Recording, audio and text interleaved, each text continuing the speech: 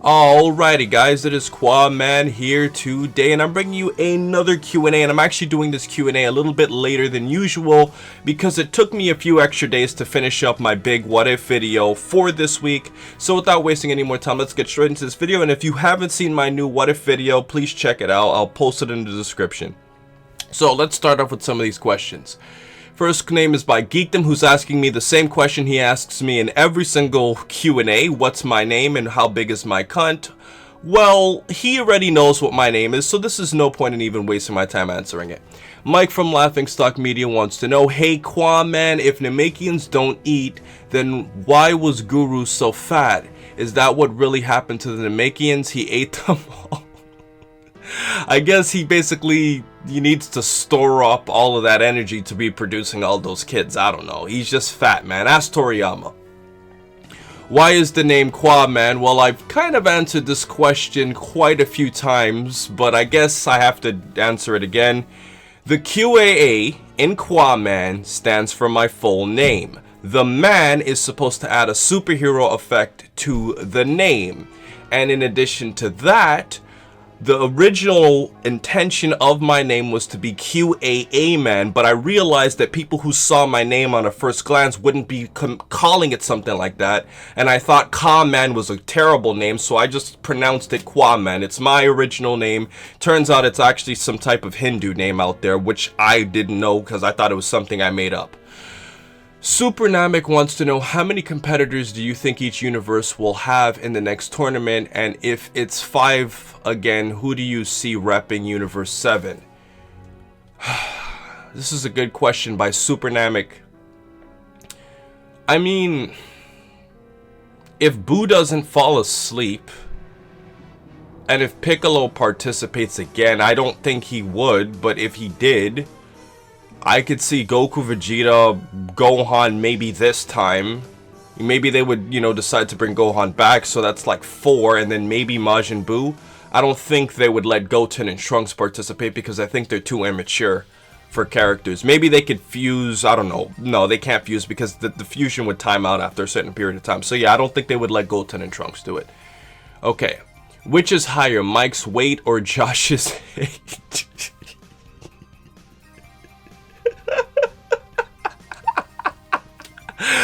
My goodness. Okay, I would have to say probably Josh's age. I mean, Mike is pretty big, but I mean, Josh has been around since the beginning of time. So I'm gonna have to go with Josh there. Will Gohan become the new best character in the new arc? Absolutely not. All characters besides Goku and Vegeta and Beerus and Whis are all pretty much irrelevant at this point. What kind of crossover game would you want for anime? It would be cool with JoJo and Dragon Ball Z. Honestly, if I had to pick one, I'd probably pick a 3-part crossover of One Punch Man. I'd pick Yu Yu Hakusho, and I'd pick Dragon Ball Z. The reason why, and there's a specific reason, this might be my featured question, is because if you think about it, I think that One Punch Man and Yu Yu Hakusho are like 2 shows that I could think off the top of my head. I'm no anime enthusiast like other people, but those are 2 shows that I think, at least to a certain point of Dragon Ball Z, not now, but to a certain point of Dragon Ball Z, those characters can compete somewhat in terms of strength and speed. Not exactly, but I think that power scaling wise it would be interesting, and I also think it would be cool to see like the clash in personalities where you have Goku, who's this, jolly kind of country kid, and then you have Saitama, who's this guy who kind of just wanted to be a superhero to protect, mankind, that never gets any recognition. And then you have like this juvenile type of delinquent in Yusuke Urameshi. And I think that would make a great clash because the clash in personalities would be great. Unlike what we saw in the Toriko, One Piece and Dragon Ball special, all of those guys, from what I've been told, are kind of all the same in that jolly, super hyper personality, and I think that would make it interesting. So the power scaling, the clash in personalities, and picking a villain that would actually be a threat to all of those characters, in my opinion, would make One Punch Man, Yu Yu Hakusho, and Dragon Ball great, and also because of the fact that those 3 are some of my favorite animes too. Okay, and for the last question here, what if Piccolo created an egg and trained the new Namekian to be as he is in his through time chamber, then fused with him? I guess he's trying to say, what if he created an egg and trained with him like as a son in the time chamber? I mean, if Piccolo had a son, this could be another good future question. I think if Piccolo had a son, that would be a very interesting way to go at it, because if he became that strong so fast, being the son of King Piccolo for Dragon Ball standards, you can only imagine how strong Piccolo's kid would be. And pretty much I've always wondered that he should have had a kid. I've always felt that that would have been something interesting for the Dragon Ball series, and quite honestly, I would have loved for it to at least have been explored in the Dragon Ball realm. So that's an interesting question. I might actually do an in-depth video on that, so I'll save that topic for another day. So welcome back to your Ask FM portion of the day, and the first question of the day comes in as, if you and 3 friends were on a deserted island, who would be eaten first?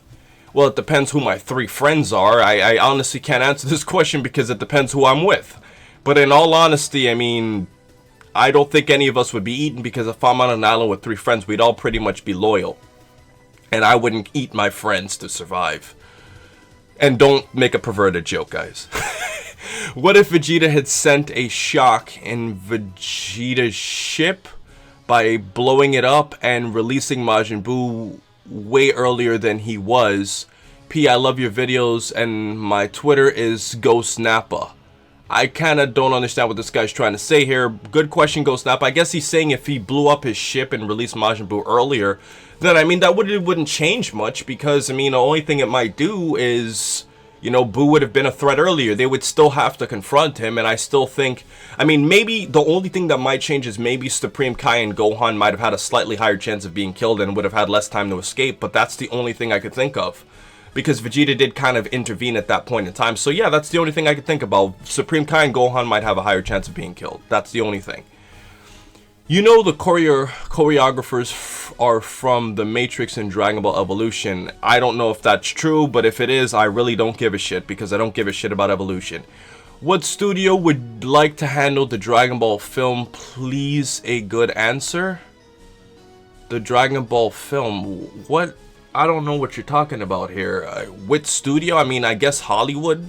I don't know. IMAX? I don't know. IMAX isn't one. I don't know, man. I'm not I'm not the type of guy to ask these studio type questions. Ask Mike from My Laughing Suck Media about that. He's way more knowledgeable with that type of stuff.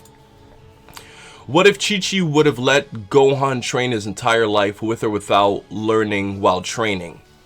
I mean, if Gohan trained his whole life, he'd be way stronger than what he was, because I mean, look how strong Gohan was in his life, and he only trained for intermittent points of his life, like for the Saiyans, like, you know, for the android threat, and I guess a little bit for, you know, training against, you know, Majin Buu when he was on the Supreme Kai planet. So yeah, I mean, without those few years of Gohan's life, not counting future Gohan, he would have been way stronger.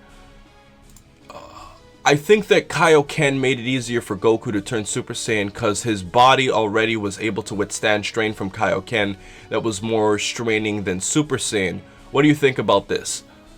I do think that does have some truth to it, because I think that the Kaioken is a technique that does put a lot of stress on your body, and I do think that the Super Saiyan does put stress on it too. So in some ways, maybe it accelerated Goku's ability to retain the Super Saiyan transformation, even though he had to practice with the Yardrats for a while.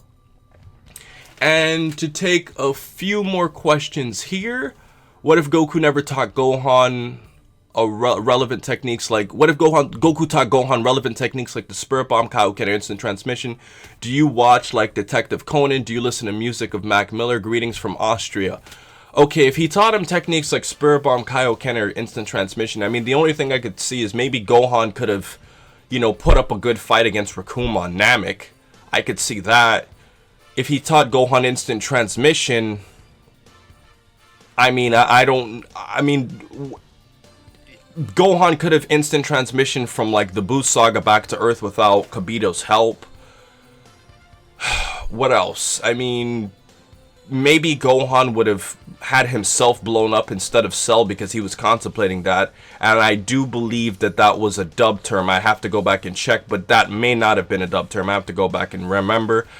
And that's pretty much it. I mean, Spirit Bomb takes so long to charge anyways. Do I watch Detective Conan? Yes, I do. I used to watch it a lot more back in the day. Do I listen to Mac Miller? Not really. And thanks for your greetings. And for these final two questions, what do you think they should do with Goten's hair? Leave it, right? No, actually, as a matter of fact, fun fact, this could be a good future question too. The reason why Goten's hairstyle was actually different at the end of Dragon Ball, and for those of you who don't know, the reason why Goten's hair was completely different from Goku's is because they said in the manga that they redid Goten's hair because pretty much at that point in the series, with Goten pretty much looking like a man, he would look way too identical to Goku. So they pretty much redid his hairstyle so that he couldn't be, you know, so he could be distinguished from Goku pretty much. So that's pretty much what they did with Goten's hair at the end of Dragon Ball Z. But what should they do with it? I mean, leaving it would just make him look way too similar to Goku. So, for my final question is, did you know Geekdom doesn't know what the word if means? I can't answer that question. Okay, so pretty much that's gonna conclude my Ask FM portion for today. This question here, I did a topic going in depth about it. What if Goku did come back by the wish after Namek exploded? I didn't exactly make it after Namek exploded, but I did a scenario on what if he died in Namek's explosion, which would kind of go along the same platform. So I hope you guys enjoyed this Q&A, and please remember to rate, comment, and subscribe. And remember, as I always say, to have a great day, guys.